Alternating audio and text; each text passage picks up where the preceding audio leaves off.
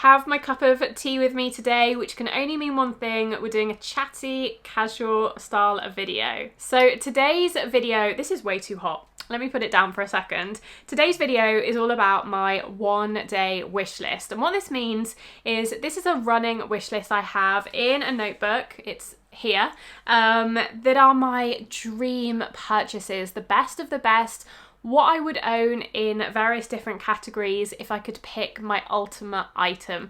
And the nature of these things are they're usually fairly expensive, very premium, so they're not things I'm going out and buying regularly. If anything, I might treat myself to maybe one thing on this wish list a year, but these are items that I hope to own them all at some point in the future. So I wanted to talk you through the list. I thought it might be interesting. Let me know what's on your dream wardrobe wish list down below. If there are any items that have been on there for years and years and you dream of owning one day, I would love to know. But yeah, they tend to be more kind of either coats and jackets or bags or accessories. Not so much clothing. I'm very content with wearing more mid-range, more affordable brands of clothing. Obviously, I look for quality, I look for natural fibres, but I don't want to spend £800, £900 on a pair of trousers. Whereas my outerwear and my accessories and bags are things that I like to invest more money into. So let's go through my wish list, and I'll also talk to you about why these things are on my wish list, my thought process behind it, and some kind of tips and tricks on maybe making purchases from your dream wish list one day. So let's start with the first item, which is one of my favourites. It's the Isabel Marant Jepson trench coat. Now, it may not come as a surprise to a lot of you that a trench coat is on my wish list. A trench coat is probably my favourite item to wear, my favourite item to style, my favourite item in my wardrobe. And there's a number of reasons for this. The first being that I live in the UK. A trench coat is a very British style of coat. You also, because of the weather, need a coat or some kind of coat or jacket probably realistically about 9 months of the year. So 3/4 of the year you need to be wearing some kind of jacket or coat. So a trench coat or a coat in general or a jacket is a very sensible purchase to perhaps invest a little bit more money in because of where I live. Now this particular trench coat caught my eye probably about 6 months ago. Now it's definitely one of the most expensive items on this list. I think maybe the second most expensive.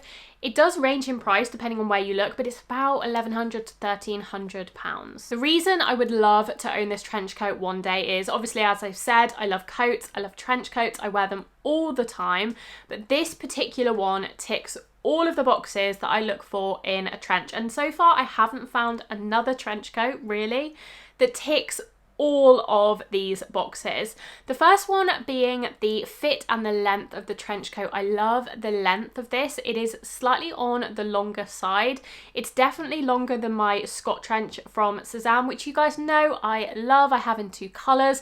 But if I could change one thing about that coat, it would be the length. I would make it a little bit longer. It is on the shorter side. The second thing I love about the Isabel Marant trench coat is the colour. It's actually a lighter colour than any of the trenches I own and many of the trenches on the market. It's less of a camel and it's more of a stone. So it's a cooler toned beige, which is something I've been looking for in a trench coat for a long time and is quite difficult to come across. Sometimes I find trench coats that are very light, almost like a ecru grey, kind of greyish, that kind of colour, whereas this is sort of somewhere between that and a camel. It's right smack bang in the middle. It's not too light or too cool, but it's definitely not as warm and camel toned as many of the other trenches, again like the camel Scott trench. The third reason that this particular trench coat is on my wish list is the quality.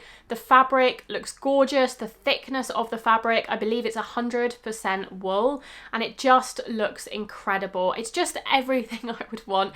If I could design my own trench coat, this would be it. So I would love to try it. I would love to maybe go into store, maybe into a department store when I'm in London next, and just try it on and see what it's actually like, see whether it does live up to expectations. But yes, this is a coat that I hope to own before it probably gets discontinued, because in all likelihood it probably won't be around forever. Of course, it's something that I will always look for on the secondhand market, but I think I would be incredibly lucky to find this. And yeah, it's a coat that, again, if it went on sale, if it was in the Net-a-Porter sale at one point, or if it was heavily discounted somewhere, I might decide to bite the bullet and purchase it.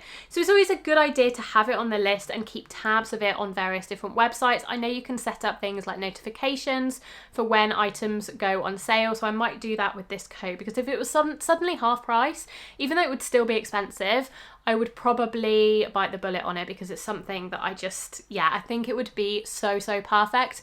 And it's one of those items that if I owned this, I can't imagine myself ever wanting another trench coat again, because it's just the ultimate one for me. Okay, I also have one more coat on this wish list, a little bit more affordable, although still definitely more premium. This is the London coat by The Curated in the chocolate melange colourway. So this colourway in particular is something that I have been lusting after for a couple of years now, even perhaps before I purchased my camel boyfriend coat from The Curated. Actually, let me just get that so I can show you what I'm talking about. So you might remember that I purchased this wool coat, this is the boyfriend style, in the camel colour from The Curated last winter, and I love this coat. In fact, someone was asking me in the comments of one of my most recent videos whether I preferred my curated coat to my Suzanne Mederick coat, or what the differences were, because the price point of the curated one, at least in the UK and Europe, I think, is more expensive than the Suzanne Mederick. And in all honesty, I do prefer the curated coat after owning both of them for about a year now.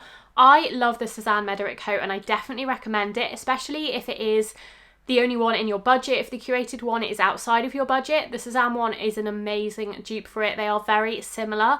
However, if you really want to invest in just one and you're kind of weighing up between the Mederick and the curated, whatever style from the curated, they have a few different ones.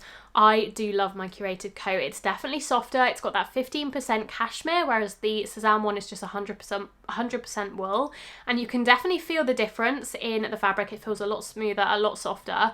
And I also found that it wears slightly better over time. So I haven't experienced any bobbling, any signs of wear on my curated coat. It's still exactly the same as the day I bought it.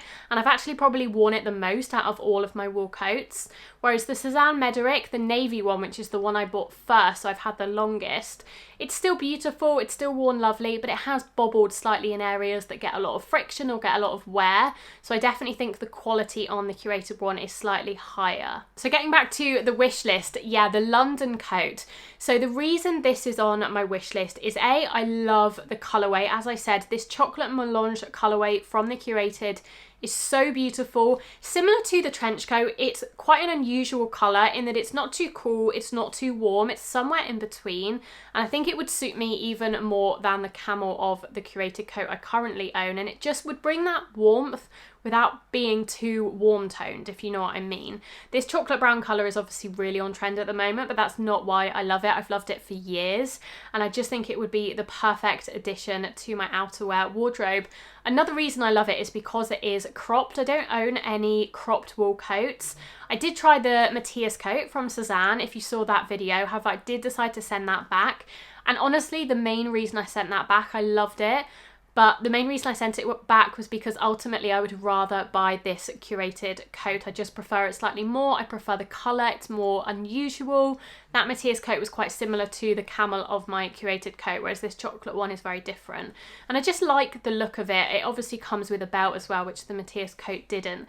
So I really like the idea of having a shorter wool coat in my collection. I have a number of long line wool coats, and I wear them so much, but it would be nice to have a shorter cropped alternative that I think would work better with some kinds of outfits. So that is why that is on my wish list. It's £350, so it's a lot more affordable than the Isabel Marron coat. It's definitely more doable. Perhaps I will buy this season or next year, I'm not sure yet. But yeah, it's one of those ones that's been on, at least the colourway has been on probably for a good 2 years now. And I can imagine this will be on my wish list until I do decide to bite the bullet and order it.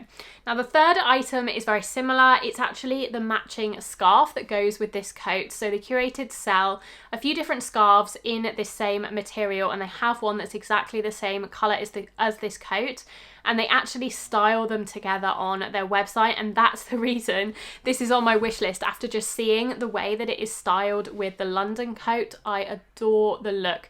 It looks so chic, so sophisticated, and I think it really adds another dimension to an already beautiful coat, and obviously makes it a little bit warmer as well for the depths of winter. So I would love to get both the coat and the matching scarf, which obviously makes it a little bit more of an investment, which is perhaps why I'm holding off on it for now. But yeah, I think the two together is just such a beautiful combination and something you're going to have forever. And as I said, I know the material, the wool and the cashmere blend of the Curated coats wears amazingly, because mine is just in pristine condition. Despite having worn it, I probably wore it about 50 times since I bought it, which is obviously not loads, but it's still good enough to kind of get an indication of how that material is going to last and wear.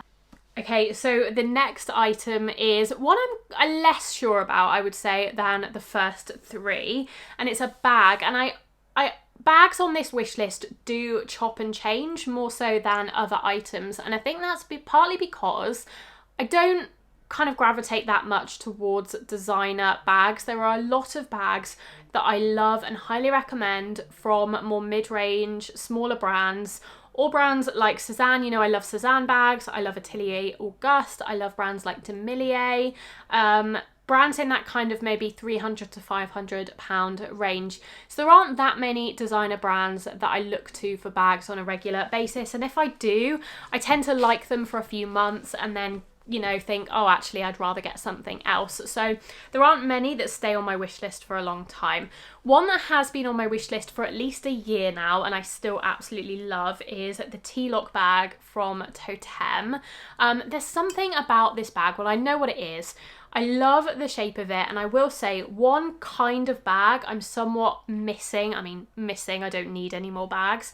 But if I was going to buy another bag, one bag that I don't really have many of, if any, are more kind of top handle carry bags. I have so many. I say so many. I probably have about 5 crossbody bags. And those are the bags I do tend to gravitate towards, but I think sometimes when I'm putting an outfit together, I would love more of a structured kind of carry bag that you carry by a top handle, because as I said, I don't really have any of them. And this bag would definitely tick that box for me, and it's just a beautiful bag. It's more kind of, it's not necessarily designer level, being Totem, it is more of a contemporary brand. However, it is almost like a designer bag level price. I think it's about £1,000.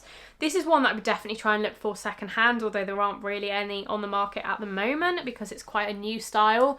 But yeah, I do love it. The other thing I love about it is the slouch on it. I've discovered that I love a structured bag, or like quite not a formal bag, but quite a sophisticated leather bag that has a little bit of slouch. So I'm thinking the Loewe puzzle bag. I love the way that looks when it's carried a top handle and it has that little bit of slouch to it. Also my Celine Leandra bag that I bought secondhand. Again, that's a very slouchy kind of hobo style bag.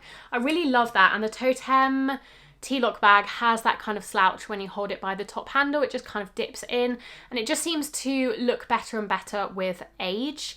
So it is definitely one that's on my wish list at the moment, but I couldn't say for sure whether I will ever end up buying it, because there may be a bag that comes along that I prefer and replaces it on my wish list. So I'm definitely a little bit more fickle when it comes to bags on my wish list, and I don't very often end up purchasing them because I very rarely can justify spending that amount of money on a bag when there are so many gorgeous bags, as I said, in more of like the £300, £400, £500 price range. Okay, the next item is probably the most unrealistic item on this wish list, and in reality probably the only item that I definitely will never purchase, or I can't, unless things drastically change, I can't ever see myself purchasing this, although there are various different price levels when it comes to this item, so maybe I would buy one of the cheaper ones. But it is a Cartier watch, and I don't know why or when I first kind of decided I wanted one of these, but I've seen them a lot recently. I think especially since the quiet luxury old money thing has been in. these have become a little bit more popular or a little bit more recognisable. And I have to say, I have been a little bit sucked in. I absolutely love the look of them. I think it's called the Tank Louis, I want to say, is the one I like. It's that very kind of vintage inspired one, particularly with a brown leather or a croc brown leather strap. That is my dream watch, and again, it is very unrealistic and a little bit unnecessary as well, because I have found there are so many dupes for this watch from some lovely, more affordable brands. I know Casio have one that's about £40. So I think, in all honesty, that would be the one that I purchase. However, you know, the whole point of this video and this wish list is a dream wish list, and if I could only have one and if money was no object, yeah, I would probably go for the Cartier Tank Louis. Okay, the next item is the only pair of shoes on this wish list. I don't often go to higher brands, more premium brands for shoes. I honestly love Cézanne shoes. They are some of my favourite. I think they have so many beautiful styles, and I think the quality is actually really good. So it's rare that I want a pair of shoes from a designer brand, and this isn't a designer brand. This is actually a Cézanne level price point brand. It's just a pair of shoes that I really would like at some point. And these are the Verity knee-high boots in the black by Duo Boots. So I already own some pairs of Duo boots and I love them. In fact, if you saw my last video, I was styling Duo boots 7 different ways. I'll leave it linked in the cards if you're interested. So part of the reason why I'm not rushing out to buy these is because I do already own multiple pairs of boots by this brand, and I love them all and I wear them all. However, one pair of boots that I really feel like I'm missing, and I don't know why I didn't purchase these before some of the other pairs I've got from Duo Boots, is a flat pair of black leather boots. I think those are the ultimate. If you're only going to get one pair of knee-high boots, make it either a pair of heeled black leather boots or a pair of flat black leather boots. And I have the heeled ones, but I don't have the flat ones. I do have a pair of flat suede boots, but obviously they are a little bit more impractical. I don't want to wear them in the rain, which is a lot of the time here. So I would really love just a plain, very simple, very minimal pair of black leather knee-high boots. And if I was going to get any, I would definitely get this Verity style. I really love the top of this. It's actually the same style I have in the green suede ones. If you've seen my video on Duo Boots, those green suede boots are the same style, but these are in the black leather. And I like the riding boot style. I think it's very timeless, very classic. And I like the top where it's a little bit curved rather than just cutting straight at the top. I think it's a little bit more flattering when it kind of curves up the leg ever so slightly. So those are definitely on my wish list. And again, they're not too expensive. They're about £200. So I could definitely see myself buying those at some point. But the only thing that's really stopping me is I already have multiple pairs of knee-high boots, so I don't need another pair. But if I was going to add another pair, these are definitely the ones that I feel like I'm missing from my wardrobe. Okay, next up I have some more accessories. So we're on to number 7 of 9. So we're getting towards the end. So this is more of like a general category. I found since working with Linea, again, if you haven't seen my Linea video, I can leave it linked down below. But since working with them and also being gifted a couple of solid gold jewelry pieces from Majuri, I'm actually wearing some of them today. So Majuri very kindly gifted me this solid 14 karat gold ring and this double ring, which is also 14 karat solid gold, and then this ring here is also 14 karat solid gold from Linea with the diamonds. I'm loving the idea of building up my solid gold jewelry and diamond jewelry collection, and I've always in the past bought gold vermeil or sterling silver, and don't get me wrong, I love gold vermeil. I'm wearing some gold plated earrings today and they definitely have a place in my wardrobe, but I would love to have a few more pieces that I can wear every day, that I don't have to worry about, that I know are going to last forever, that are really timeless. And I also love the hue of solid gold, because they tend to use 14 karat when they go for solid gold. It's a little bit lighter. You can probably tell the tone of the solid gold is a little bit lighter than something like a gold plated or gold vermeil, because it is a lower carat. It has that softer, more kind of, it's not rosy, but it's a lighter hue, and I really love that. It's probably my preferred hue of gold. So I would love to just slowly over time add a couple more solid gold or diamond pieces to my collection, and this is definitely something that I can do over a long period of time. It doesn't have to be something I go out and buy a load of straight away, maybe one piece a year perhaps that I can treat myself to. And that also includes vintage jewelry as well, because there's so much vintage jewelry out there that is solid gold, diamond, that is so affordable compared to new jewelry. So if you would like to do this and build up your solid gold jewelry collection, or just invest in more expensive premium gems, diamonds, golds, silvers, then going vintage, going antique, going secondhand is such a great way to go. But if I was going to buy new, I would definitely buy from Linea. Having worked with them and having seen the quality of the pieces that they sent me, I would definitely spend my own money on them as well, and I will probably maybe treat myself or ask for Christmas perhaps for one more piece from Linea, particularly from their Lab Diamonds range. I just think it's so beautiful. Some of the rings they have in that range, and the earrings and necklaces and things as well, but particularly the rings are just stunning. Some of those diamond rings, and just knowing how good the quality is makes me really comfortable in investing in that jewellery. Okay, penultimate item on the list is another bag, and again, this is a bag that's probably only been on here for about 6 months and is very likely to change over time. Again, I'm very fickle when it comes to bags on my wish list. They do chop and change. I think there are so many gorgeous bags out there that it's hard to whittle it down to just 2. But this one is one I saw on an influencer I follow and just fell in love with for its simplicity.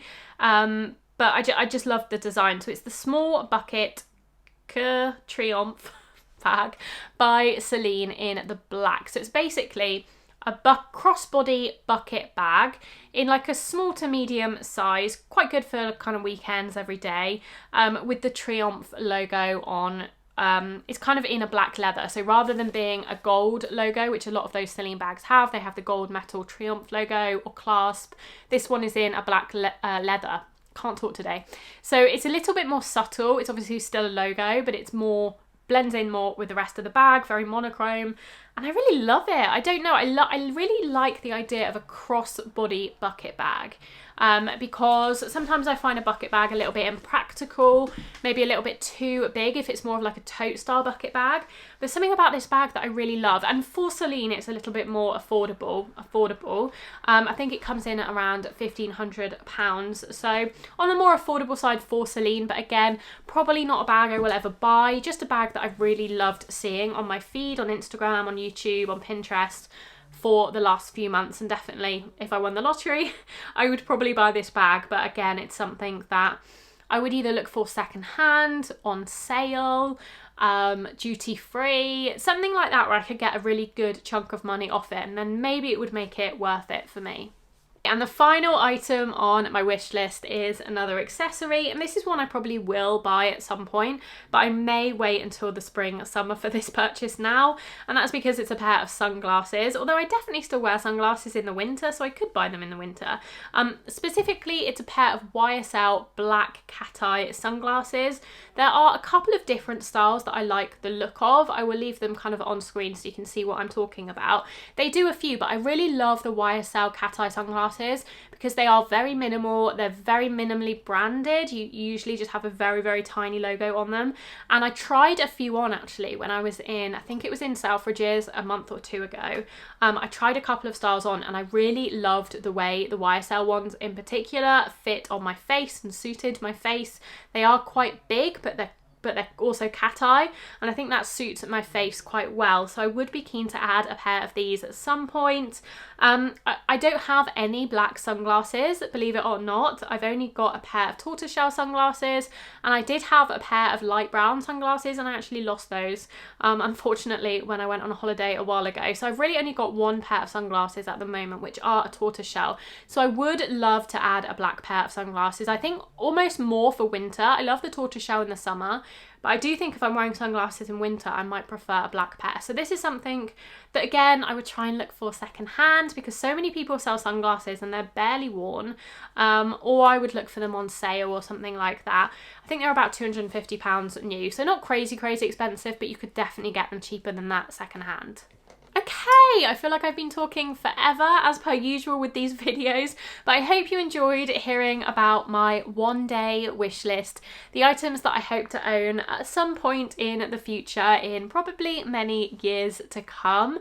Let me know, as I said, what's on your one-day wish list. Are there any pieces you've been lusting after for years and hope to save up for and purchase or treat yourself to at one point in the future? I'd love to know. Love to get some inspiration from you as always. If you found this video fun, then please do consider liking it. It really does help my channel out. I will also leave some videos on screen for you to watch and enjoy next. Otherwise, I'll see you very soon in my next video. Bye!